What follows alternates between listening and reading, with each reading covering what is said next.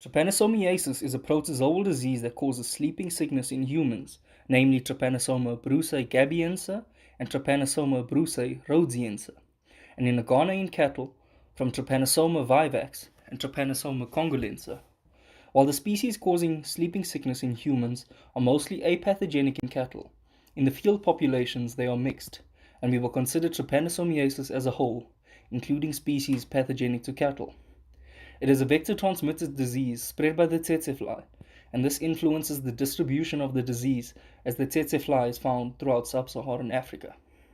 There are three main interfaces with regards to this disease. Firstly, and most importantly, between the tsetse fly and humans, where clinical disease results in sleeping sickness, a neurological condition with confusion and disturbed sleep cycles that is fatal if goes untreated. Secondly, and important to us as veterinarians, is the interface between the tsetse fly and domestic ruminants known as nagana, a wasting condition.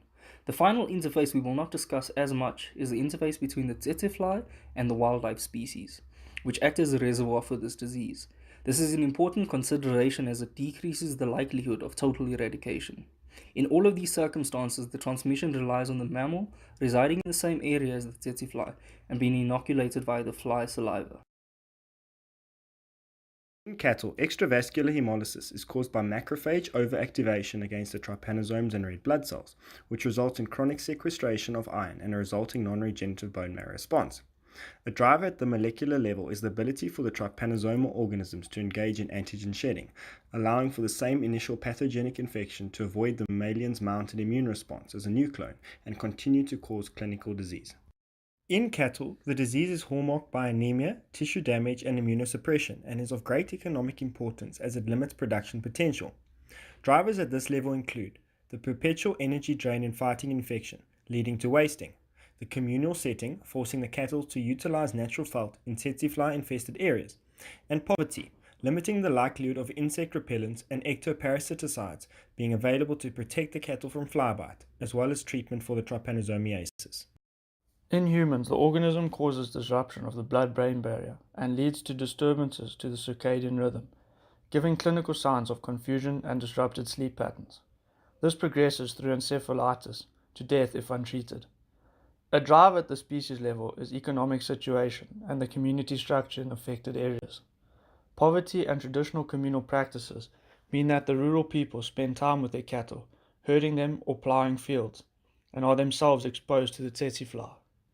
Typically, these rural areas are underserviced in terms of access to medical expertise, meaning that diagnosis and treatment are unlikely in cases of infection.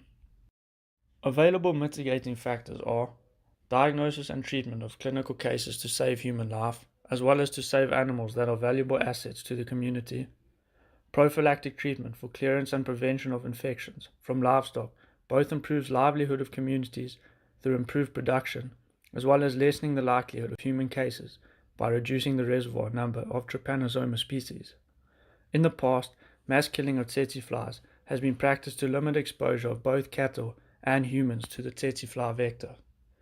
The greatest challenge, but the factor with perhaps the greatest mitigation potential, is improved economic status of the areas, as this can bring improved healthcare, veterinary services, and pharmaceutical and diagnostic expertise. The people and organizations that have the know-how and should have the responsibility to address the negative health-related influences are veterinarians, to manage the animal side of the disease, from ID to treatment, reduction in prevalence in cattle, and to explain the importance of wildlife as a reservoir. Human medicine, doctors and health officials, to ID and treat human cases. Government, to draw up policies for controlling the disease, aimed at reducing incidence and improving response in human cases to prevent loss of life. The upliftment of communities to try to reduce the level of poverty is also a key area that they can address. Potential for social scientists, as they understand the community, making them important to the drawing up of control plans and procedures.